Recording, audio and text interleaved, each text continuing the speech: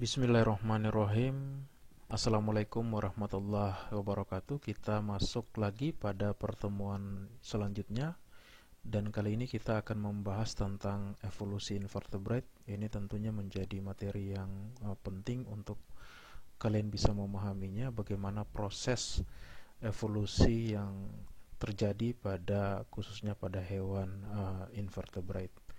Nah, sebelumnya kita memahami dulu apa itu evolusi. Tentunya kalian sudah banyak mempelajari tentang ini, bahwa evolusi adalah ilmu yang mempelajari tentang perubahan yang terjadi secara berangsur-angsur menuju ke sesuaian dengan waktu yang tepat. Artinya bahwa evolusi itu bagaimana suatu makhluk hidup, dalam hal ini hewan, bisa mampu menyesuaikan diri dengan perubahan lingkungan. Kajian evolusi didasarkan atas data keanekaragaman dan keseragaman makhluk hidup dalam tingkat komunitas, dan perkembangan berikutnya didukung oleh data-data penemuan fosil sehingga tidak pernah dapat menerangkan dengan lengkap apa yang pernah terjadi di masa lampau. Nah, kesulitan utama dengan pendekatan morfologis adalah bahwa sebagian besar karakter pada hewan telah berevolusi lebih dari sekali, sehingga kemiripan karena nenek moyang bersama atau homologi sulit untuk dibedakan dari kemiripan karena adaptasi yang mirip dengan cara hidup atau konvergens. Bukti molekuler akan lebih komprehensif sehingga dapat dibandingkan dengan bukti morfologis dari hewan hidup maupun yang sudah menjadi fosil, sehingga bukti dari morfologi, kemudian fosil, dan molekuler genetik yang dapat digabungkan untuk melacak sejarah evolusi dari hewan invertebrate maupun juga sebenarnya hewan vertebrate. Konsep penting dalam evolusi yang pertama adalah perubahan evolusi adalah perubahan komposisi genetik suatu populasi pada suatu waktu tertentu. Jadi kalau kita berbicara tentang evolusi, maka kita berbicara tentang populasi, bukan pada individu. Nah, alam berfungsi sebagai pengarah dalam proses evolusi populasi makhluk hidup, di mana alamlah yang kemudian mempengaruhi terjadi evolusi, karena dengan berubahnya lingkungan, tentunya makhluk hidup termasuk hewan akan berupaya untuk menyesuaikan. Nah, disitulah akan terjadi proses evolusi, di mana dalam proses evolusi ini sangat uh, terkait dengan muatan genetik. Nah, faktor terpenting dalam proses evolusi yang terkait dengan genetik inilah adalah yang disebut dengan seleksi alam. Nah, seperti yang terlihat pada gambar, bahwa lingkungan sangat mempengaruhi variasi genetik sehingga akan mempengaruhi fenotip dari suatu makhluk hidup. Nah, kemudian bentuk respon makhluk hidup terhadap seleksi alam dapat meliputi adaptasi organisme, bagaimana suatu organisme dia beradaptasi, perubahan komposisi genetik dari suatu populasi sesuai dengan kondisi lingkungan yang cocok dengan alel yang tersedia. Artinya bahwa komposisi genetik akan mengalami perubahan sesuai dengan perubahan kondisi lingkungan, di mana alel-alel yang cocok dan dapat bertahan terhadap perubahan lingkunganlah yang kemudian akan dominan.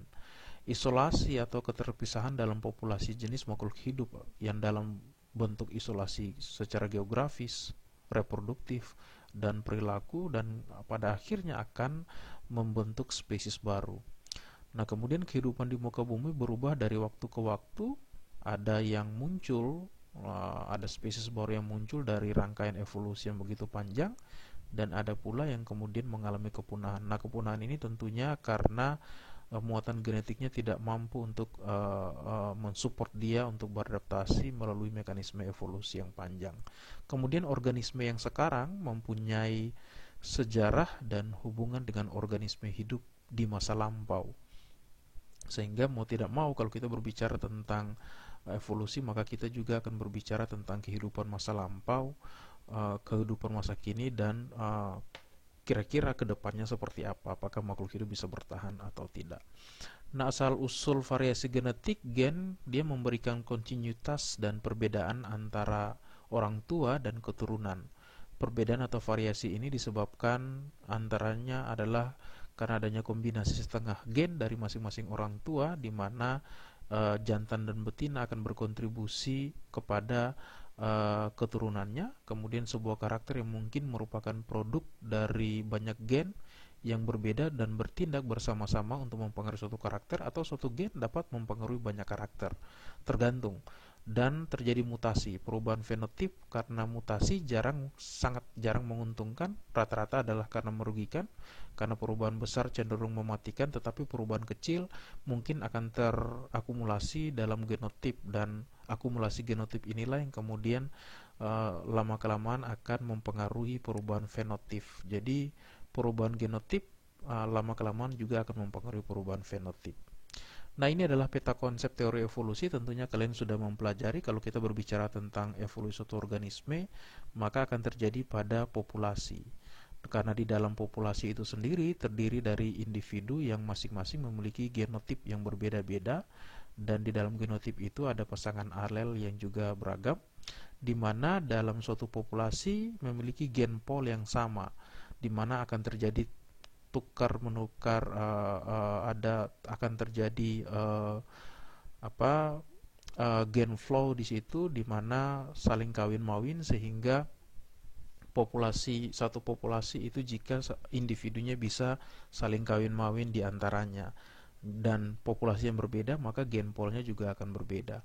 Tentunya gen pol akan mempengaruhi adanya frekuensi alel, dan dalam suatu populasi tentunya akan mengalami perubahan keseimbangan, di mana terjadinya karena adanya makroevolusi, di mana variasi genetik dalam individu, maupun makroevolusi jika terakumulasi sehingga membentuk spesies baru, di mana variasi genetik yang sudah semakin tinggi antar individu karena adanya isolasi geografis, reproduktif, dan sebagainya, sehingga bisa memunculkan spesies baru. Nah, agen dari evolusi itu sendiri ada rekombinasi meliputi seksual, kemudian tekanan mutasi yang bisa mempengaruhi penurunan keragaman genetik, ada juga gen flow yang bisa menambah variasi genetik dalam suatu populasi, genetic drive yang bisa menurunkan populasi akibat hilangnya keragaman genetik pada suatu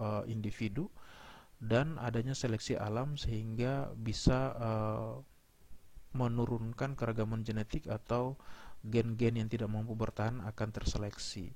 Nah, biologi perkembangan evolusioner atau evo-devo ini, itu evolusi akan terjadi bukan dengan transformasi langsung dari bentuk dewasa, tetapi dengan perubahan dalam seluruh siklus hidup, terutama dengan perubahan proses perkembangan. Kalau kita berbicara tentang evolusi, maka kita akan berbicara tentang biologi perkembangan evolusioner atau yang disebut dengan evo-devo.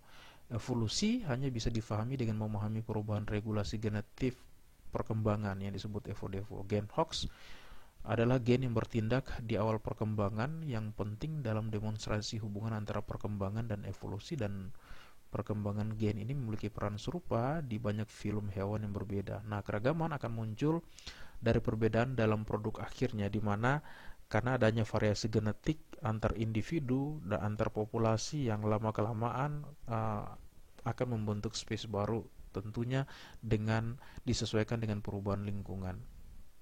Nah, seperti tampak pada gambar, biologi perkembangan tentunya akan terkait dengan proses evolusi, dan juga akan terkait dengan saratan muatan genetik, di mana terjadinya perubahan lingkungan akan mempengaruhi adaptasi, kemudian evolusi yang kemudian menyebabkan variasi genetik, dan pada akhirnya dalam waktu yang lama akan membentuk spesies baru. Perubahan perkembangan dengan sendirinya akan menjadi sumber variasi sebagai bahan mentah dalam seleksi alam. Nah, pada saat terjadi seleksi alam, hanya gen-gen tertentu yang dapat bertahan, maka dia akan dominan, dan gen-gen yang tidak mampu bertahan terhadap perubahan lingkungan, dia akan tereliminasi. Nah, evolusi disebabkan oleh faktor lingkungan dan bergantung pada faktor internal seperti kendala atau bias dalam proses perkembangan. Sehingga misalkan pada gambar ada aktivitas antropogenik yang dapat menyebabkan perubahan lingkungan, tentunya akan mempengaruhi organisme untuk bagaimana bisa beradaptasi. Nah, untuk beradaptasi dan berevolusi, maka dia membutuhkan keragaman genetik yang tinggi. Keragaman genetik yang tinggi inilah yang kemudian menjadi bahan bakar dia untuk mampu beradaptasi, karena ada gen-gen yang mampu beradaptasi terhadap perubahan lingkungan. Dan semakin banyak tinggi keragaman genetik, maka fitness populasinya akan semakin tinggi, maka suatu populasi akan mampu bertahan dalam jangka yang relatif lama karena memiliki keragaman genetik yang tinggi.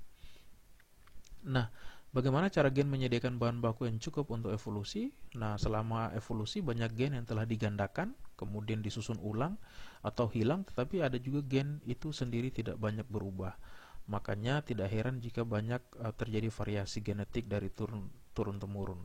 Tindakan gen yang tergantung pada regulasi apakah suatu gen diekspresikan, dan jika demikian kapan tepatnya selama perkembangan dan di bagian mana terekspresikan, itu nanti disesuaikan dengan perubahan lingkungan. Nah, inilah yang disebut dengan gen hox yang berfungsi dalam perkembangan suatu makhluk hidup.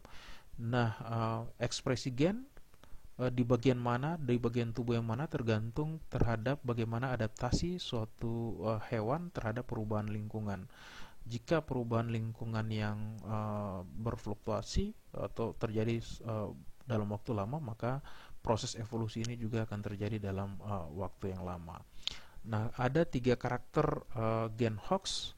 Kalau kita berbicara tentang gen hox, yaitu memiliki gen pengatur yang disebut homebox yang terkait erat antara satu dengan yang lainnya, seperti terlihat pada gambar. Beragam warna itulah adalah gen hox. Mereka diatur ke dalam kelompok yang mungkin sangat berkembang di awal evolusi hewan, dari duplikasi lateral dari gen hox leluhur. Kemudian gen hox selalu diekspresikan dalam urutan yang sama di sepanjang sumbu anterior sampai dengan posterior, dan sering juga tersusun sepanjang kromosom dalam urutan yang sesuai dengan urutan ekspresi. Jadi kalau kita melihat gambar yang ada menunjukkan bahwa letak gen hox yang berbeda-beda, yang tentunya akan disesuaikan dengan bagian tubuh mana gen itu terekspresikan dan mengatur pertumbuhan dan perkembangan suatu hewan. Nah, gen hox memiliki distribusi filogenetik yang luas dan kontrol morfologi pada sumbu tubuh utama dari hampir semua metazoa. Seperti yang kelihatan pada gambar, diyakini bahwa perubahan dalam kode hox menjadi penyebab kebaruan evolusioner.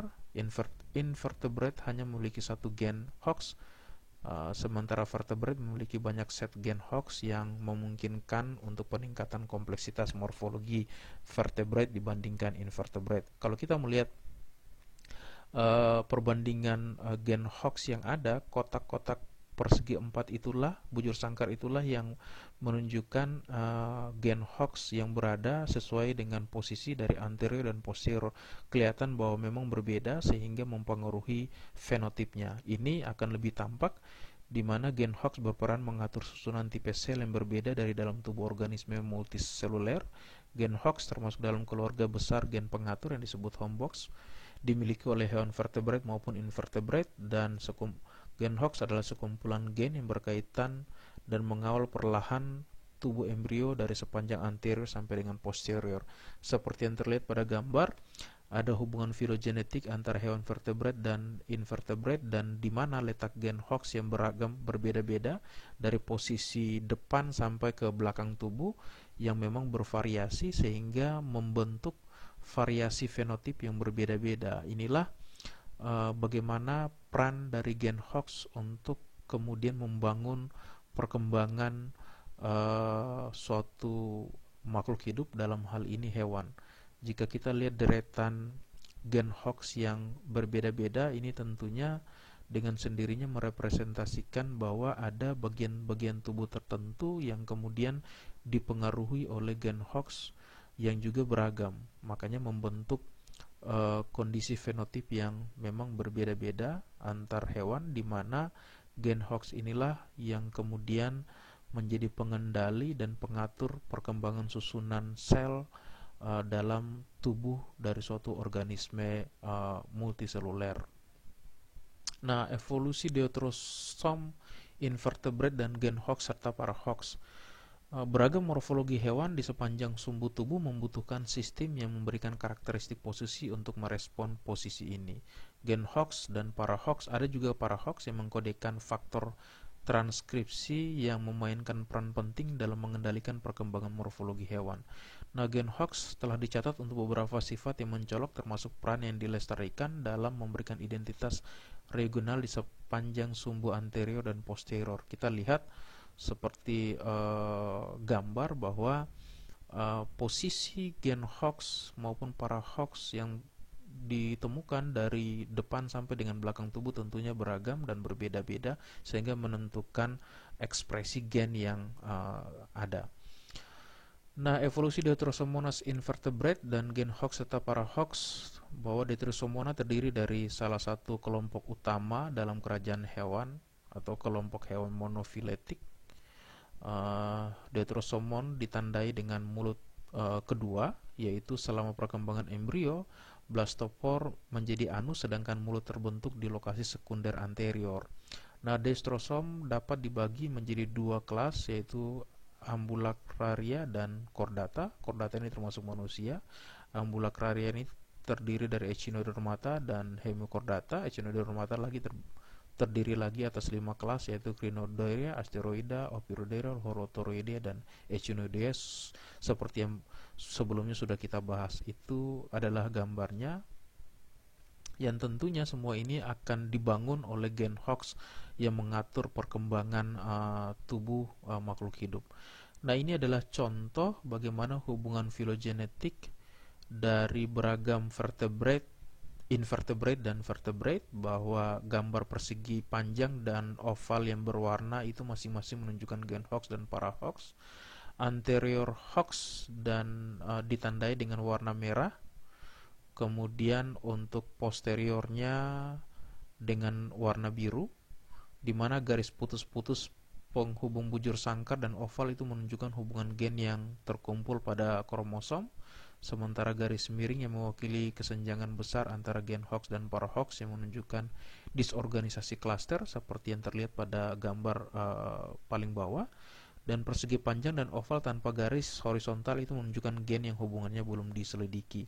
Jadi kita melihat bahwa urutan gen hoax memang beragam, berbeda-beda pada beragam jenis hewan invertebrate sampai dengan vertebrate, yang menunjukkan akan menentukan perkembangan tubuhnya secara evolusioner tergantung dari bagian tubuh mana yang terekspresikan oleh variasi lingkungan yang terjadi. Mungkin itu yang bisa Bapak berikan secara singkat. Lebih dan kurangnya Bapak mohon maaf. Kalian bisa lebih banyak mempelajari tentang evolusi ini pada berbagai jurnal maupun textbook yang tersedia. Bapak akhiri, wallahul muwaffiq ila aqwamit thoriq. Wassalamualaikum warahmatullahi wabarakatuh. Sekian dan